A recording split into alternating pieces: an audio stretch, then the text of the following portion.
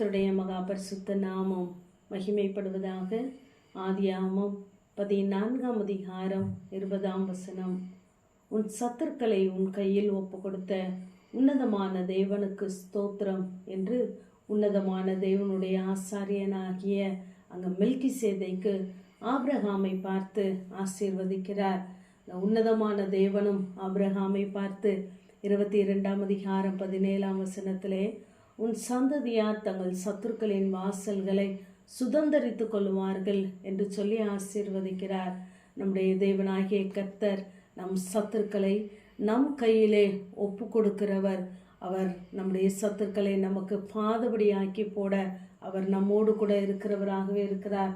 ஆனால் அப்படிப்பட்ட சத்ருவின் திட்டத்தையும் சத்ருவையும் பார்த்து நாம் அநேக நேரங்களிலே பயந்து போகிறோம். சங்கீதக்காரனாகிய தாவீது சொல்லும் பொழுது, என் காலங்கள் உமது கரத்தில் இருக்கிறது, என் சத்துருக்களின் கைக்கும் என்னை துன்பப்படுத்துகிறவர்களின் கைக்கும் என்னை தப்புவியும் என்று சொல்லி 31ஆம் சங்கீதத்திலே கேட்கிறார். நாமும் நம்முடைய காலங்களும் நம்முடைய எல்லா சூழ்நிலைகளிலும் தேவ கரத்தில் இருக்கிறது. ஆகவே நம்மை கர்த்தர் எல்லா சத்துருக்களின் கைக்கும் சத்துருக்களாகிய மனிதனுடைய கைக்கும் நம்மை விடுவிக்க அவர் போதுமானவராகவே இருக்கிறார். 23ஆம் சங்கீதம் 5ஆம் வசனத்திலே, என் சத்துருக்களுக்கு முன்பாக நீர் எனக்கு ஒரு பந்தியை ஆயத்தப்படுத்தி என் தலையை எண்ணெயால் அபிஷேகம் பண்ணுகிறேன், என் பாத்திரம் நிரம்பி வழிகிறது என்று சொல்லுகிறார். நேரங்களிலே நம்மை சுற்றி சத்துருக்கள் இருப்பதை போல தோன்றலாம். ஏன் தேவன் இதை அனுமதித்தார் என்ற அநேக கேள்விகள் நமக்கு வரலாம். நமக்கு முன்பாக தேவன் ஒரு பந்தியை ஆயத்தப்படுத்தி நம்முடைய தலையை எண்ணெயால் அபிஷேகம் பண்ண வேண்டும் என்றால் அதை பார்ப்பதற்கு அநேக சத்துருக்கள் வேண்டும். அதற்காகத்தான் சத்துருக்களை நம்முடைய வாழ்க்கையிலே அனுமதிக்கிறார். பின்பு அவைகளை அமர பண்ணி அவர்களுக்கு முன்பாக நம்முடைய தலையை அவர் உயர்த்துகிறவராயிருக்கிறார். மொர்தெகாவை குறித்து நாம் பார்க்கலாம். அந்த ஆமான் ஆகிய சத்துரு அவனுக்கு விரோதமாய் எத்தனையோ சதி திட்டங்களை தீட்டினான். இந்த குலத்தையே அழித்து விட வேண்டும் என்று கங்கணம் கட்டினான்.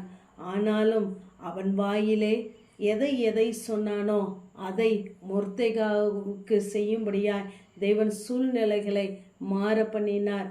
பட்சிக்கிறவனிடத்திலிருந்தே பட்சணம் பிறந்தது. ராஜா கனம் பண்ண விரும்புகிற மனுஷனுக்கு என்ன செய்ய வேண்டும் என்று ராஜா கேட்கும் பொழுது அவன் ஒரு பெரிய திட்டத்தை கொடுக்கிறான். இப்படித்தான் நாம் அநேக நேரம் சத்ருவின் திட்டத்தை பார்த்து பயந்து போகிறோம். ஆனால் அந்த சத்ரு போடுகிற திட்டமெல்லாம் நமக்கு நன்மையாக முடியும் என்பது அவனுக்கு தெரியாது. ஆகவேதான் நாம் சத்ருவின் திட்டத்தை பார்த்து பயந்து போகாதபடி நாம் அந்த பிரச்சனையை பார்த்து சூழ்நிலைகளை பார்த்து சத்ருவை பார்த்து நாம் பேசுகிறவர்களாக இருக்க வேண்டும். மீகா 7ஆம் அதிகாரம் 8ஆம் வசனத்திலே, என் சத்ருவே எனக்கு விரோதமாய் சந்தோஷப்படாதே, நான் விழுந்தாலும் எழுந்திருப்பேன் என்று சொல்ல வேண்டும். ஏனென்றால் சத்ருனுடைய சகல வல்லமைகளை மேற்கொள்ளத்தக்கதான அதிகாரத்தை தேவன் நமக்கு தந்திருக்கிறார் என்று லூக்கா 10ஆம் அதிகாரத்திலே நாம் வாசிக்கிறோம். ஆகவே தண்ணீர்கள் உடைந்தோடுகிறது போல கர்த்தர் நம்முடைய சத்துருக்களை நமக்கு முன்பாக உடைந்தோட பண்ண அவர் போதுமானவர்.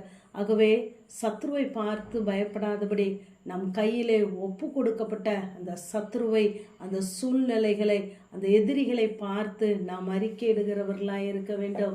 நாம் இங்கு யோசுவா 10ஆம் அதிகாரத்திலே பார்க்கும் பொழுது யோசுவா சொல்லுகிறார், நீங்கள் பயப்படாமலும் கலங்காமலும் பலத்து திடமனதாயிருங்கள், நீங்கள் யுத்தம் பண்ணும் உங்கள் சத்துருக்களுக்கெல்லாம் கர்த்தர் இப்படியே செய்வார் என்று சொல்லுகிறார்.